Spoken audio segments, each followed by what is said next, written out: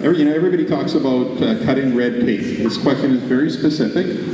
What strategies would you use to cut the red tape at City Hall? So, Richard, you get first crack at this. 2 minutes, and we still have the rebuttal.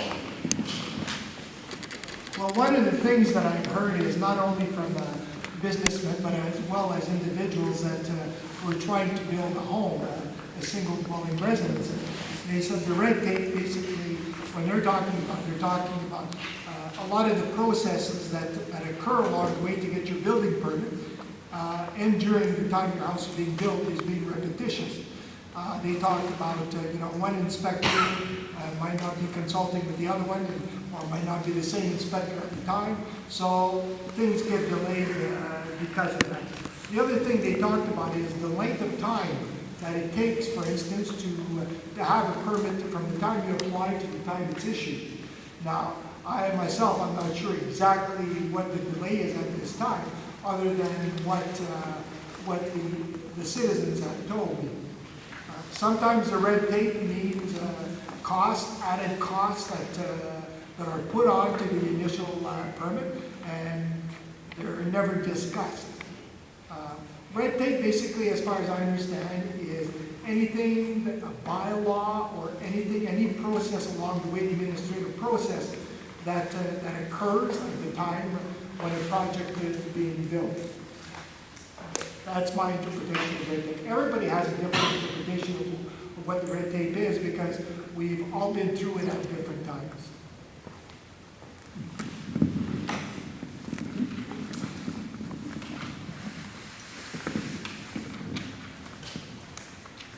Cutting red tape does sound easy, and it's easy to say, but it does involve an awful lot of investigation and an awful lot of changing the way things are done. I believe there's a lot of duplication of services at Tom Davies Square. We have to ensure that we streamline the processes, cut back on the left hand not knowing what the right hand is doing. Interdepartmental communications are a must, and we have to ensure that the data and information is shared among the departments so that you're not waiting forever for someone to make a decision and finding out the guy next door could have made the decision for you weeks earlier. Reducing the fees and the development charges is important, I believe, as well, to cut the red tape and to get development going in Greater Sudbury. Right now, it's about $14,000. By next year, 2018, it'll be upwards of $20,000 to build a single dwelling home. That's before you do anything. That's expensive. I know people that have built houses recently and just got in under the wire before the development charges came in. If they had waited another year, they wouldn't have built where they built now. We need to take care of this. The strategies in place are streamlining the process and sharing the information interdepartmentally. I like that. Streamline open data and create performance targets with realistic results. We need to reduce development charges so that businesses can also cut their costs with new development. We've got to stop, I think I heard Ward 6 debate the term tail is wagging the dog. We need to work with city staff and not against the city staff. We have a fantastic group of people at City Hall who are paid very well to do a specific job. And we need to work with them to find out where duplication and triplication in services are and to reduce those to one. We can also offer a quarterly meeting of area managers to find out what they believe would be best. For one answer to be better than the other, I'm not sure, and I'll be the first person to tell you I don't have a magic answer, but I'm willing to work with area managers and city staff to find out for you. With today's technology, I can't believe that we can't put a request on the computer and the process my part of the job, okay? And then go to the next, and by leaving it on a it's a site. Falconbridge had this when I worked there. I didn't have to run from one office to the other and wait for somebody else to fill in his gap. It was on the computer system. It went from one to the other and in rotation. Perfect rotation. It wasn't one guy ahead of the other and holding the paper in the corner of his desk, waiting forever. This can be done. Bring up-to-date equipment into City Hall where they can do the red tape this way. Cut it out. Go step by step, and nobody puts it in the corner of his desk and waits because I've got other things to do, and eventually I'll get to it. It's very important. That's the only way they can cut red tape. Thank you. It's hard to know what the red tape is and what the blue tape is because there's so many things that have to be done in the planning process that you're required provincially, you're required locally, you're required for health and safety. In having a long discussion with the Sudbury Home Builders Association, the thing that's bothering the developers the most are the surprises. It's where they get an approval, and then a month later they get a surprise with another cost. And then they get another cost.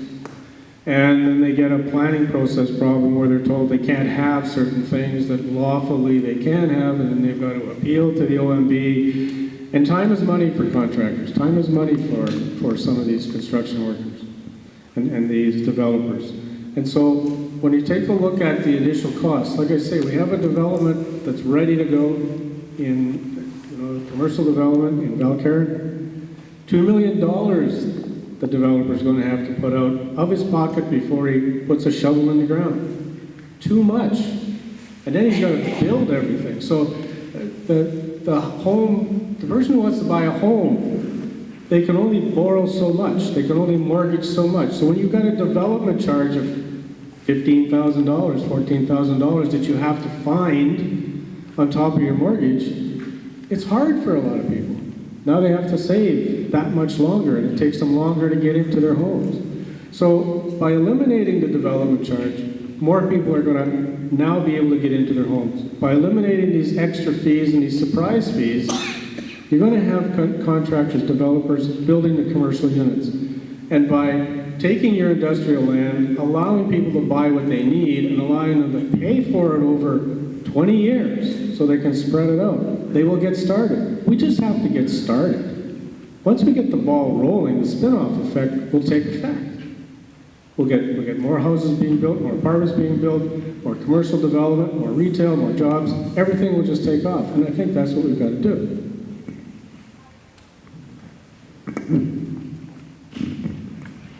We all attended recently a greet and meet from the Home Builders Association, but I didn't forget when I got there, I didn't forget what the purpose of being there.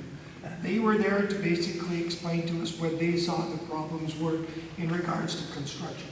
But they were talking about residential construction. At the time, they weren't talking about business construction. I understand that, yes, and I do agree that the development charges need to be lowered. But on the other hand, if the charges are lowered to a point, we as taxpayers, home builders, or I should say as the average citizen, will have to pay for the difference that is not covered. So that's what we need to be careful of. Streamlining is the best way to go. And when we're talking about red tape, bureaucratic process are just too many of them that need to be reviewed. But again, it goes back to what I'd said. I would review those processes with our resources, which is the staff. Thank you.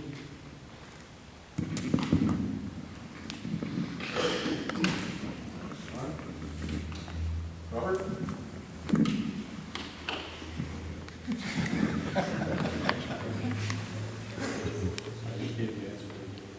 Oh, you've got rebuttal if you would like.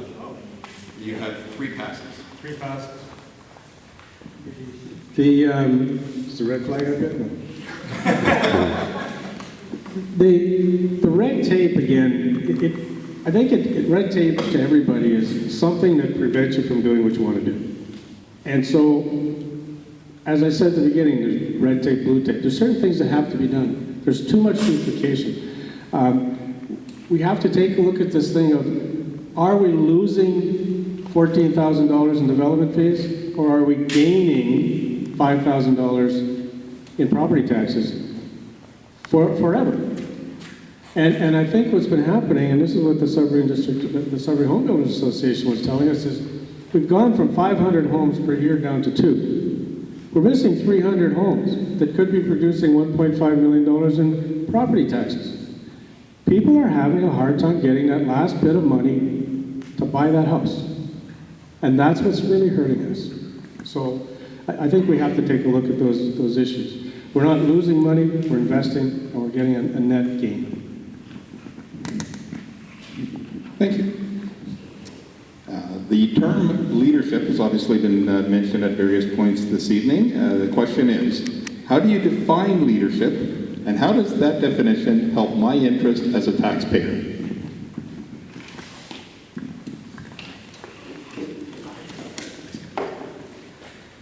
Thank you for the question. Leadership, if I can use a football analogy for those that follow football, I do.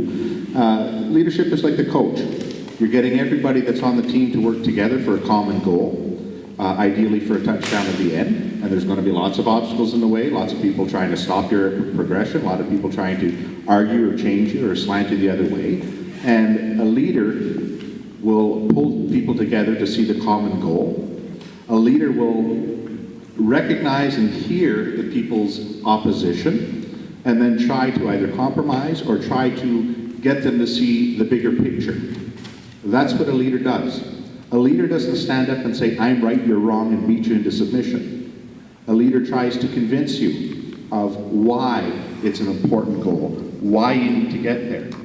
So for me, leadership is very much being the coach, the head of the class, the one that is trying to get to the final goal by getting everyone on board working in the same direction. If you like another analogy, it's the rowing of a boat. If everyone has an oar and they're all rowing at a different time, you're not going to go very many places but in a round and about circle. If you're timing your strokes and you're all going into the water at the same time, in the same direction, you'll get to that place much faster.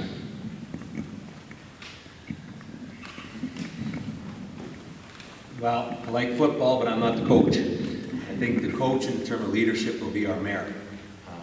Not a job I want.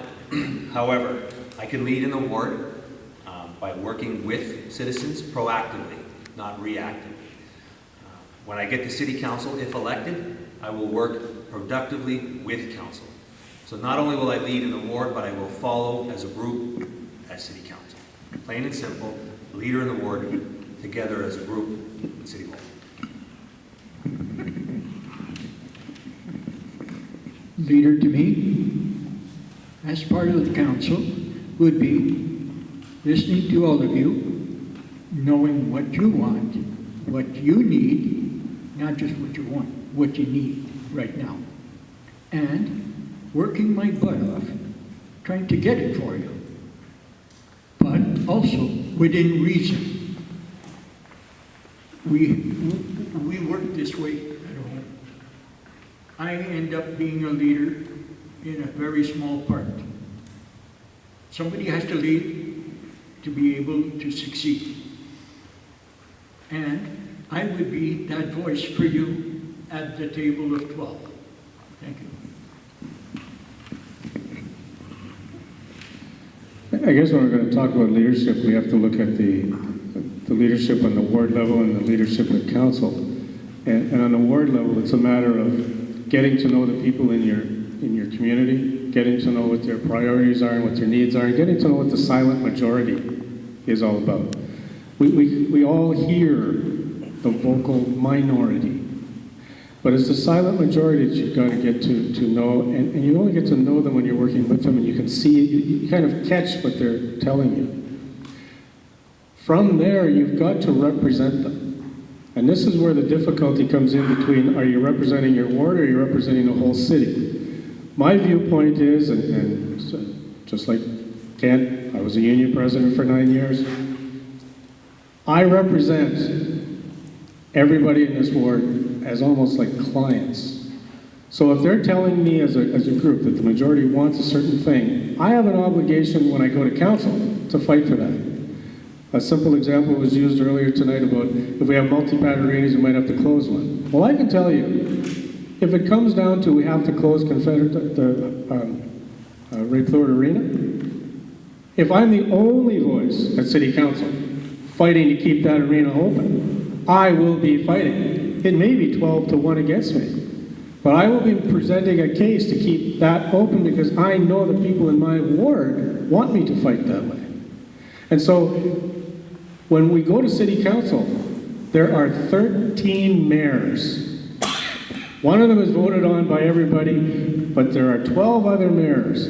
And everybody that has a proposal to make to city council, you're making your proposal to a jury of 12. I don't care whether you're the mayor or councillor, it's a jury of 12. You need 6 other votes to carry that jury. And that's the way you've got to look at it. When the vote is over, it's over. No grudges, no favors owing. You've made your case and you presented it. That's what a leader is.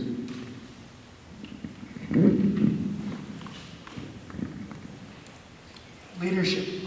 It's something that I've done for the last 37 years, both as a union activist, as an activist in the community, and as well as with my clients at work.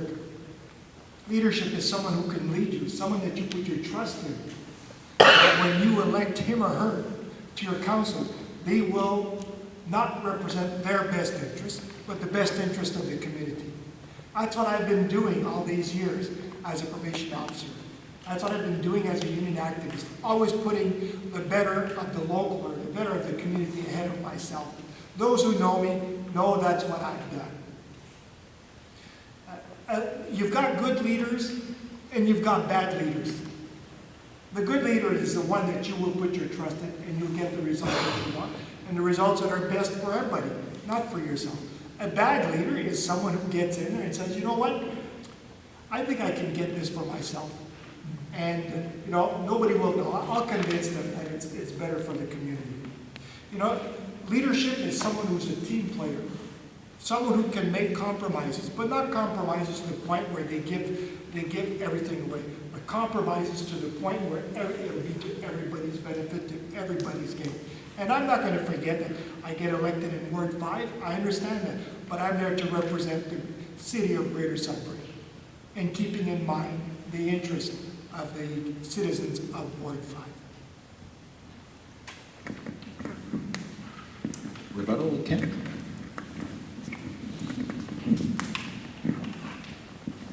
I think the concern, to just rebut some of Bob's comments, the idea of 13 mayors at council is what I alluded to earlier this evening, and the concern that we've had breakdown for the last number of years because people are fighting over their own ward and not looking at the grand picture. Leadership, as I said, requires discussing all the information, giving it all the information to the people you represent, and trying to get them to understand the global picture. Of course, in our democratic style of government, it's the majority that rules. And my job is to represent the majority. It's not to present my ideas. It's not to vote on what I think is best. It's what the majority of the constituents want. The silent majority is something that needs to stop. You guys have a vote, not just once every 4 years, but you need to be engaged and vocal throughout the 4 years. We need to know what your opinion is on all the issues so we can represent the majority. It's not a voice once every 4 years. It's ongoing and continuing. As a development leader underground, I find ways to bring out people's strengths, and I nurture those strengths by using those people to help with others' weaknesses. And when you help other people's weaknesses, you bring everybody to the same level. For the record, if elected, my name is John. I don't want to be called a councillor, nor do I want to be called a mayor. Plain and simple.